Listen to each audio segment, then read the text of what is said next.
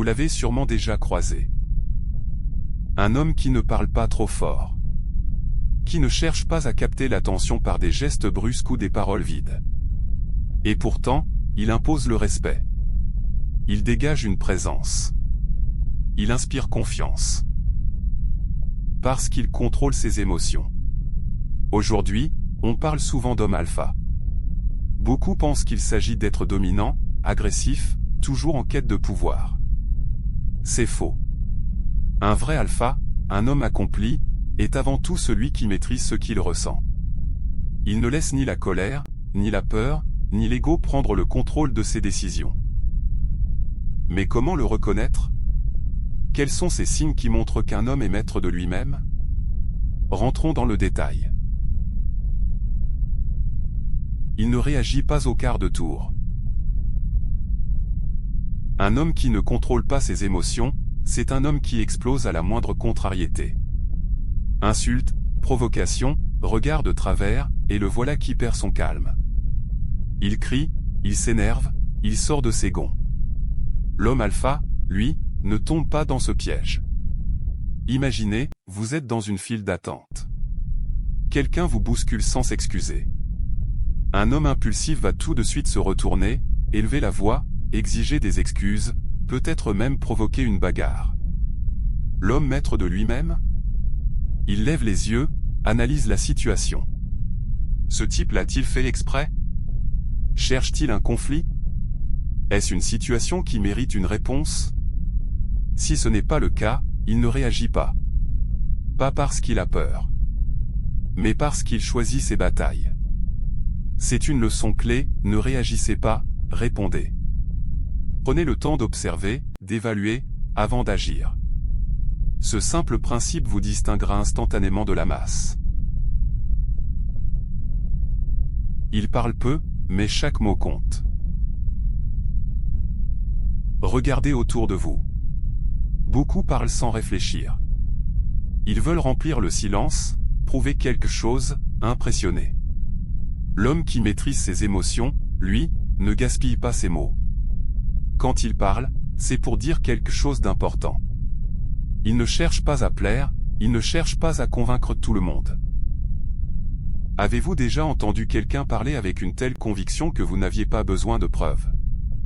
Un vrai leader, un homme qui impose par sa présence, parle avec calme, avec précision. Il ne justifie pas ses choix inutilement. Un exemple, imaginez un patron dans une entreprise. Deux types de leaders existent.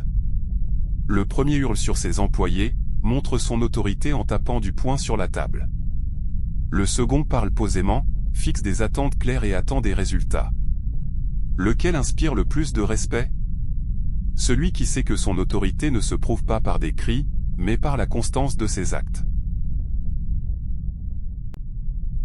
Son regard est stable et assuré. Vous voulez savoir si un homme est sûr de lui? Regardez ses yeux. Un homme qui contrôle ses émotions ne fuit jamais le regard. Il n'a pas besoin d'adopter un regard agressif pour prouver sa force. Il regarde, tout simplement. Il observe. Lorsqu'il parle à quelqu'un, il ne regarde pas ses pieds, ni au loin. Il fixe son interlocuteur avec une intensité calme. Non pas pour intimider, mais parce qu'il est totalement présent. Imaginez un face-à-face tendu. Un homme qui contrôle ses émotions ne baissera jamais les yeux par nervosité. Il ne détournera pas le regard sous la pression. Mais il ne cherchera pas non plus à jouer au dur en fixant l'autre de manière provocante. Ce n'est pas un jeu. C'est juste une présence assumée. Faites l'exercice, dans votre vie quotidienne, prenez conscience de votre regard. Soyez ancré, soyez stable. Il transforme l'émotion en énergie constructive.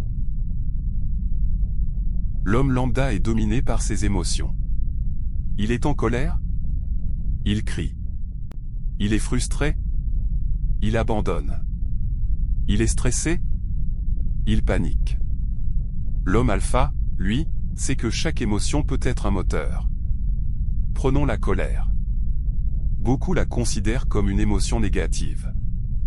Mais bien utilisée, elle devient un carburant. Elle pousse à se dépasser, à avancer, à atteindre des sommets. Les plus grands hommes de l'histoire, les leaders, les visionnaires, ont tous ressenti des émotions fortes. La différence, c'est qu'ils ont appris à les canaliser. L'échec les rendait plus déterminés. La peur les rendait plus prudents, plus préparés. La frustration les poussait à se dépasser.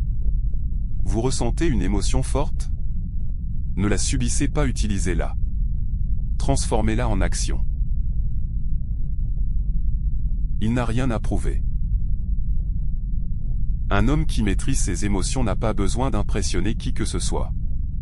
Il ne cherche pas l'approbation des autres. Il sait qui il est.